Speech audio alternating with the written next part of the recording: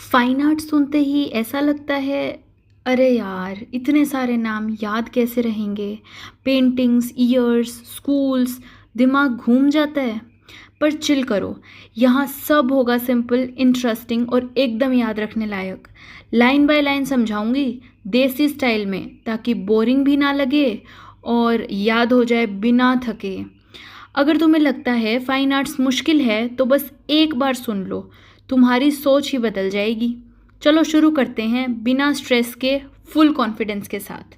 तो आज हम शुरू करेंगे chapter 2, the Rajasthani schools of painting. The term Rajasthani schools of painting pertains to the schools of painting that prevailed in the princely kingdoms and thikanas of what roughly constitutes Rajasthan and parts of Madhya Pradesh in the present time, such as Mewar, Bundi, Kota, Jaipur, Bikaner, Kishangarh, Jodhpur, Marwar, Malwa, Sirohi, and other such principalities, largely between the 16th and early 19th centuries. पहले तो समझो कि Rajasthani schools of painting का मतलब क्या है। जैसे आजकल हम बोलते हैं राजस्थानी थाली, तो समझ आता है कि राजस्थान के डिफरेंट सिटीज़ का मिला जुला खाना होगा। जैसे जयपुर की दाल बाटी, जोधपुर की का मिर्ची वड़ा, बीकानेर की भुजिया, एक्सेट्रा। वैसे ही राजस्थानी स्कूल ऑफ पेंटिंग एक अम्ब्रेला टर्म है, एक बड़ा नाम जो अलग अलग राज्यों के पेंटिंग्स के मतलब स्टेट्स को एक ग्रुप में रखता है। 16th से 17th सेंचुरी तक जो मुगल एरा के बाद का टाइम था, वहाँ राजस्थान और मध्य प्रदेश के बहुत सारे छोटे छोटे जो प्रिंसली स्टेट्स थे, मतलब जो रजवाड़े थे, वहाँ हर राज्य के एक अपने अपने राजा महाराजा थे और हर किसी को अपने कोर्ट में पेंटिंग्स बनवाना पसंद था। तो ये अलग अलग जगह थी, जैसे मेवाड़, बूंदी, कोटा, जयपुर, इस तरह के अलग अलग राज्य थे। जैसे हर शहर की बोली, कपड़े और खाना अलग अलग होता है, वैसे इनकी पेंटिंग स्टाइल भी अलग अलग थी, पर फिर भी सब एक ही ब्रॉड कैटेगरी में आते हैं, राजस्थानी स्कूल ऑफ पेंटिंग। तो टाइम पीरियड का कनेक्शन भी था, जैसे ये वो टाइम था जब मुगल एम्पायर धीरे धीरे टूट रहा था और छोटे छोटे जो रीजनल किंगडम्स थे वो इंडिपेंडेंट हो रहे थे। तो मुगलों के जो ट्रेंड आर्टिस्ट थे उन्होंने भी अलग अलग जाके काम करना शुरू कर दिया, इसलिए मुगल और जो लोकल स्टाइल्स थे वो मिक्स हुए, and that's how Rajasthani painting developed. तो इसमें हमें ना कुछ चीज़ें याद रखनी है। जैसे राजस्थानी स्कूल जो था वो collection of many regional styles था, ठीक है, अलग अलग स्टाइल्स थे, सेम स्टाइल नहीं था, पर उसको एक ब्रॉड कैटेगरी का नाम दिया गया जो था Rajasthani school of painting. Reason क्या क्या थे, कहाँ कहाँ पे था, मेवाड़ में, बूंदी, कोटा, जयपुर, बीकानेर, किशनगढ़, जोधपुर, मालवा, सिरोही। ये नाम आपको याद भी रहेंगे क्योंकि ये राजस्थान के ही अभी भी राजस्थान की सिटीज़ हैं।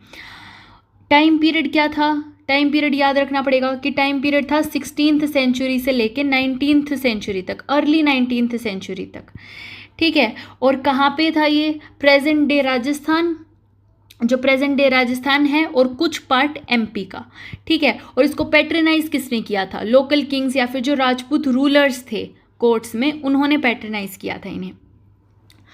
Scholar Anand Kumaraswamy in 1916 coined the term Rajput paintings to refer to these, as most rulers and patrons of these kingdoms were Rajputs. He specifically coined it to categorize and differentiate this group from the much known Mughal school of painting. तो 1916 में एक बहुत ही मशहूर scholar थे, कौन थे, आनंद कुमारा स्वामी, ठीक है। ये एक बहुत ही मशहूर फेमस स्कॉलर थे। उन्होंने पहली बार राजस्थानी स्कूल की जो पेंटिंग्स थी उनके लिए एक प्रॉपर नाम दिया, राजपूत पेंटिंग्स। अब ऐसा क्यों बोला उन्होंने, राजपूत पेंटिंग्स क्यों कहा, राजस्थानी सही चल तो रहा था, क्योंकि जिन किंगडम्स में ये पेंटिंग्स बनती थी, जैसे मेवाड़, बूंदी, जोधपुर, बीकानेर, जयपुर, उनके रूलर्स राजपूत थे और इन्हीं राजपूत किंग्स ने इन पेंटिंग्स को कमीशन दिया, पैट्रनाइज दिया, यानी इनका पूरा सपोर्ट किया। तो उन्हीं के कोर्ट्स में ये जो भी आर्ट है ये फ्लरिश हुई थी। तो कुमारा स्वामी ने कहा कि अगर रूलर्स राजपूत हैं और उनका कल्चर, स्टोरीज और इमोशंस इस पेंटिंग में दिखता है तो हम इसको राजपूत पेंटिंग ही कहेंगे। लेकिन सिर्फ ये एक रीज़न नहीं था, एक रीज़न और भी था कि उस टाइम पे मुग़ल पेंटिंग्स बहुत फेमस हो चुकी थी, कोर्टली पॉलिश्ड रियलिस्टिक स्टाइल वाली। सभी स्कॉलर्स और जो कलेक्टर्स थे वो मुग़ल आर्ट की ही तारीफ़ करते थे। तो कुमारास्वामी ने ये नाम इसलिए भी दिया ताकि राजपूत और मुग़ल स्कूल्स को अलग पहचान मिल सके। उन्होंने दिखाया कि राजपूत पेंटिंग्स का एक अपनी एक अलग आइडेंटिटी है, कि अलग थीम है। थीम जैसे राधा कृष्ण थीम है, रामायण, या फिर जो भावनाएं हैं, सीजन्स हैं, फेस्टिवल्स हैं, ये अपने अपने थीम्स हैं। एक अलग अपनी स्टाइल है, ब्राइट कलर्स का यूज़ कर रहे हैं, फ्लैट फिगर्स हैं, सिंबॉलिक ब्यूटी है। इनका भी एक अलग पर्पज़ है कि इमोशंस को एक्सप्रेस करना है, डिवोशन, पोइट्री डिपिक्ट करना, तो इनका भी एक पर्पस है। तो उन्होंने बेसिकली ये मैसेज दिया दुनिया को कि सिर्फ मुगल्स ही आर्ट के महारथी नहीं हैं, राजपूतों को भी एक अपना एक कल्चरल ट्रेजर है जो इक्वली वैल्यूएबल है।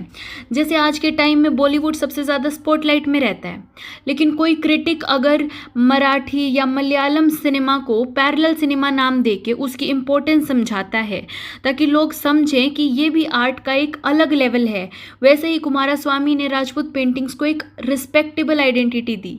ऐसे समझो कि कुमारास्वामी ने बस नाम ही नहीं दिया, उन्होंने एक कल्चरल रिवाइवल किया जिसमें राजपूत आर्ट को एक जगह मिली, आर्ट हिस्ट्री में एक जगह मिल गई। ठीक है।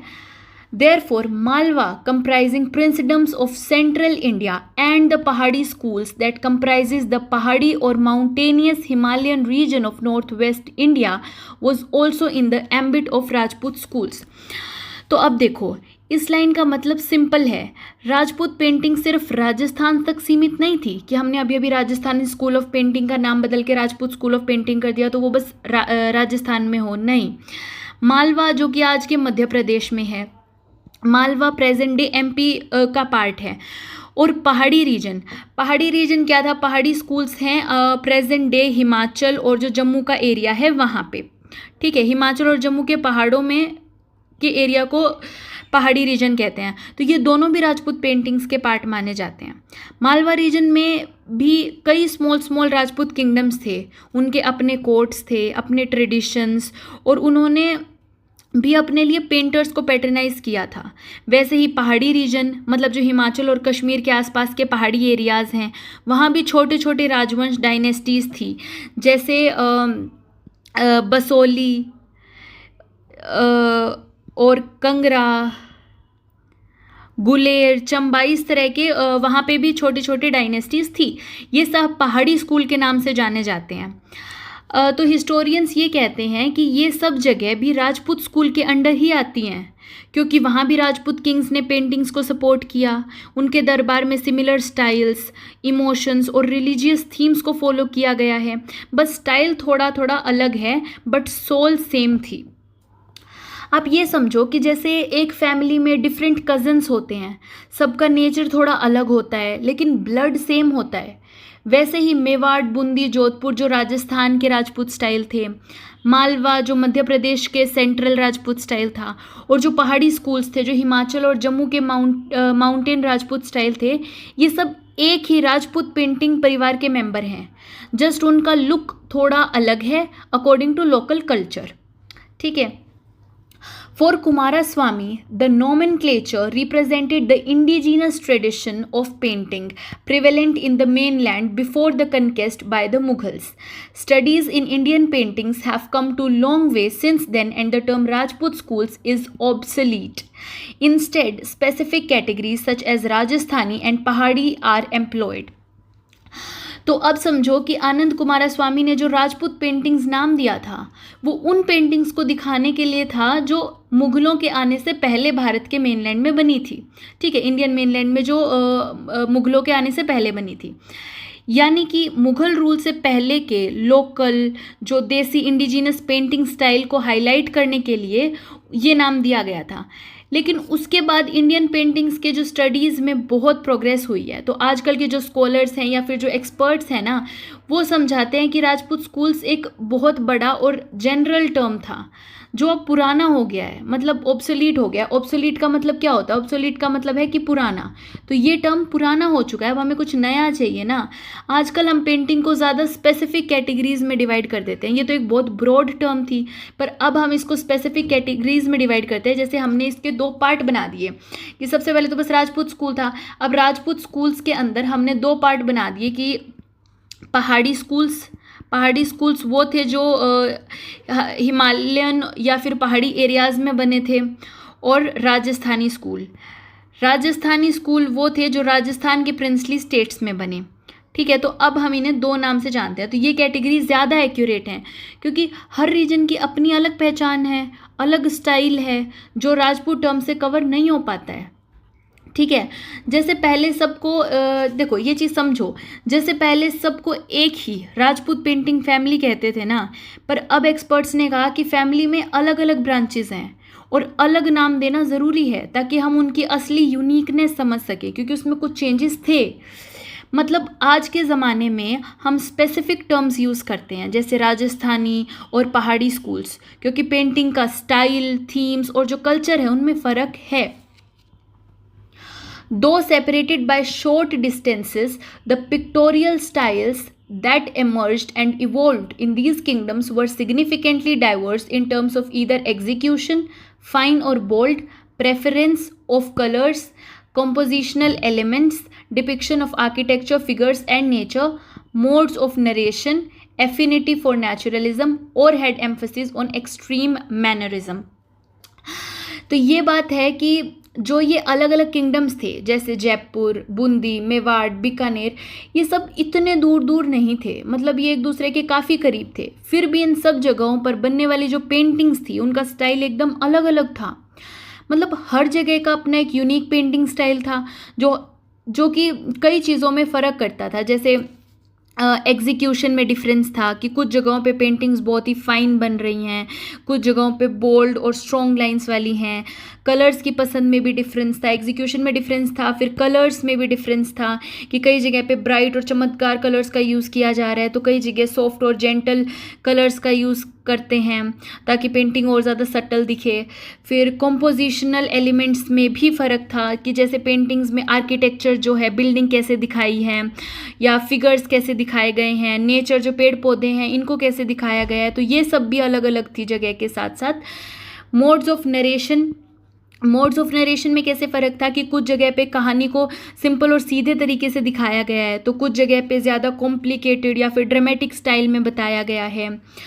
एफिनिटी फॉर नेचुरलिज्म, कुछ स्कूल में पेंटिंग ज़्यादा नेचुरल लगती हैं, मतलब चीज़ें वैसी ही दिखाई जाती है जैसे असली ज़िंदगी में हैं।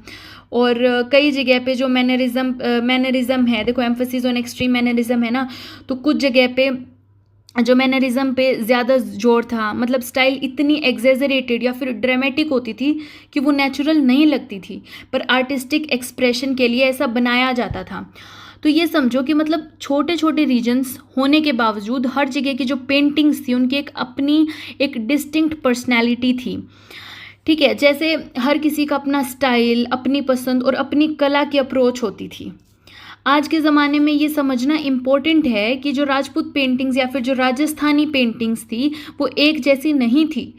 हर प्रिंसली स्टेट का अपना एक अलग अंदाज था जिसमें कलर्स, स्टाइल और जो स्टोरी बताने का तरीका है सब अलग था। Paintings were painted on wasleys, layered thin sheets of handmade paper glued together to get the desired thickness. The outline was sketched on wasleys in black or brown, followed by colors fixed by therein by brief notations or sample patches. तो ये paintings बनाने के लिए वसलीज का use होता था। वसली एक special paper होता था जो बहुत पतला हैंडमेड पेपर है और उसकी लेयर्स को एक साथ चिपका के बनाया जाता था। ये लेयर्स इसलिए चिपकाते थे ताकि एक ऐसी शीट बन जाए मतलब जिसकी परफेक्ट थिकनेस हो, ना बहुत पतली हो ना बहुत मोटी हो। मतलब हैंडमेड शीट्स हैं, जो अभी हैंडमेड पेपर आता है उसको एक के ऊपर चिपकाते जाएंगे जब तक उसकी एक डिज़ायर्ड थिकनेस ना मिल जाए। तो सबसे पहले जो आर्टिस्ट है वो एक आउटलाइन बनाता था, ड्राइंग का जो बेसिक स्केच होता है, या तो ब्लैक या फिर ब्राउन कलर से। तो आउटलाइन बनाई जाती थी सबसे पहले, आउटलाइन बनाते थे या तो ब्लैक कलर से या फिर ब्राउन कलर से, ठीक है, पेंसिल या इंक से बनाते होंगे। और ये जो आउटलाइन है वो पेंटिंग की बेस होती थी। उसके बाद कलर्स लगाए जाते थे। पहले थोड़ी सी जगह पर कलर्स के छोटे पैचेस या फिर जो सैम्पल स्पॉट्स बनाए जाते थे, किसके बाद कलर से क्या करते थे, सैम्पल स्पॉट्स बनाते थे, ठीक है। अभी हम नहीं करते कि पहली लेयरिंग करी उसके बाद डिटेलिंग बाद में होती है। तो ये सैम्पल स्पॉट्स बनाते थे जिसे नोटेशंस भी कहते हैं, ठीक है। इसको हम कहते हैं नोटेशंस या फिर सैम्पल पैचेस, ताकि पता चले कि कौन सा कलर कहाँ पे यूज़ करना है, इसलिए बनाए जाते थे। फिर धीरे धीरे पूरी पेंटिंग में कलर्स फिल किए जाते थे, जिसमें ये पैचेस गाइड का काम करते थे। Color pigments were predominantly obtained from minerals and precious metals like gold, silver, and that were mixed with glue as the binding medium. Camel and squirrel hair were used in brushes. On completion, the painting was burnished with an agate to lend it a uniform sheen and an appealing resplendence. तो देखो, उस समय के जो artist थे वो colours का use करते थे, वो नेचुरल और बहुत ही रिच सोर्सेज से बनाए जाते थे। आज के जैसे रेडीमेड एक्रेलिक या फिर जो ट्यूब पेंट्स होते हैं ऐसे नहीं होते थे, ठीक है। ज़्यादातर मिनरल्स, जो पत्थर होते थे या जो प्रेशियस मेटल्स हैं जैसे गोल्ड हो गया, सिल्वर हो गया, इसके लिए बनाते थे। जैसे मान लो उनको रेड कलर बनाना है, तो रेड कलर जो अभी हमारे पास सिंदूर होता है, सिंदूर जिस मेटल से बनता है ना, मिनरल से बनता है, उस मिनरल से मान लो रेड कलर बना लिया। अगर उन्हें ब्लू कलर बनाना है तो ब्लू एक बहुत ही प्रेशियस स्टोन आता था, लेपिस लजूली, जिसके बारे में हमने पिछले चैप्टर में भी पढ़ा था। तो लेपिस लजूली से ब्लू कलर बना लिया। अगर गोल्डन कलर बनाना है तो गोल्ड का ही यूज़ कर लिया, ठीक है। इस तरह से कलर बनाते थे, पर कलर के लिए उसका एक बेस पिगमेंट भी होता था। जैसे अगर कभी हमने देखा हो ना, तो जो पेड़ होते हैं, पेड़ों पर एक ग्लू टाइप का स्टिकी सा सब्सटेंस होता है, तो वो उसी का यूज़ करते थे। उसका यूज़ करके उसको जो ये मिनरल्स और इनके पाउडर है उसके में मिक्स करके बनाया जाता था कलर, जो कि चिपकता था पेपर पे। अब कलर्स तो बन गए, कलर्स बनने के बाद प्रॉब्लम है ब्रश कैसे बनते थे। ब्रश भी बड़े ही फाइनली बनाए जाते थे। उनके लिए क्या यूज़ होता था कि जो कैमल के बाल या फिर जो स्क्वेरल है उनके जो एक्सट्रीमली सॉफ्ट हेयर होते थे उनका यूज़ करते थे, ताकि जो लाइंस हैं और जो डिटेलिंग है वो बहुत ही स्मूथ और प्रिसाइज हो। पेंटिंग कंप्लीट होने के बाद क्या होता था, जब पेंटिंग पूरी हो जाती थी तो उसे बर्निश किया जाता था। यानी बर्निश करने का क्या मतलब है कि उसके ऊपर एक स्पेशल अगाटे स्टोन का जो एक चिकना ट्रांसल्यूसेंट पत्थर होता है उससे हल्के से रब किया जाता था।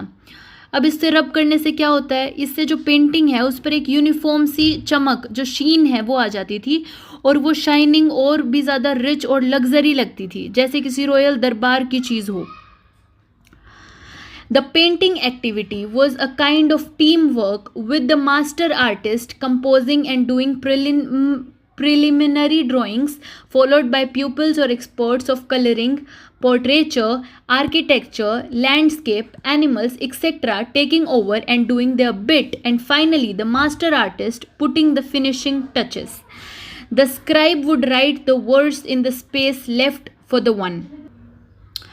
सोच के देखो, एक पेंटिंग बनाना उस समय एक टीम एफर्ट होता था। जैसे एक मूवी बनाना या एक शानदार वेडिंग ऑर्गेनाइज करना, सिर्फ एक आदमी सब कुछ नहीं कर सकता ना, वैसे ही इसमें भी स्टेप बाय स्टेप पेंटिंग बनती थी। जैसे सबसे पहले जो मास्टर आर्टिस्ट है वो मेन कॉम्पोजिशन डिसाइड करता था, यानी थीम क्या है, कौन से कैरेक्टर्स होंगे, कौन से सीन दिखाने हैं। फिर वो इनिशियली जो पेंसिल स्केच बनाता था, इस तरह से पेंटिंग का जो स्केलेटन हो या फिर आउटलाइन हो। तो सबसे पहले मास्टर आर्टिस्ट ने आउटलाइन बना दी, फिर उसकी जो टीम है वो काम संभालती थी। हर आर्टिस्ट का एक स्पेसिफिक रोल होता था। जैसे अलग अलग मेंबर्स हैं, कोई कलरिंग एक्सपर्ट है वो कलरिंग करेगा, ठीक है। कोई पोर्ट्रेट स्पेशलिस्ट है जो फेसेस और जो इमोशंस है उनको ड्रॉ करेगा। फिर कोई आर्किटेक्चरल एक्सपर्ट है या आर्टिस्ट है जो महल या फिर झरोखे, मीनार, ये सब कुछ बनाएगा। फिर एक लैंडस्केप आर्टिस्ट होगा जो पीछे के जो पहाड़ हैं, पेड़, झील, मतलब जो भी नेचर के या फिर ये जैसे आसमान वगैरह है, इनको बनाएगा। फिर एक एनिमल एक्सपर्ट होगा जो हाथी, घोड़े, शेर वगैरह ड्रॉ करता था। सब लोग अपना अपना पार्ट मास्टर के स्केच के अकॉर्डिंग करते थे। जब टीम अपना काम कंप्लीट कर देती थी तो फिर जो मास्टर आर्टिस्ट है वो फिर आता था और फिर वो क्या करता था कि वो फाइनल टचअप्स देता था, जैसे आईज में चमक, कपड़ों की डिटेलिंग या थोड़ा शेडो हाईलाइट, बेसिकली फिनिशिंग, जैसे पेंटिंग जिंदा लगे।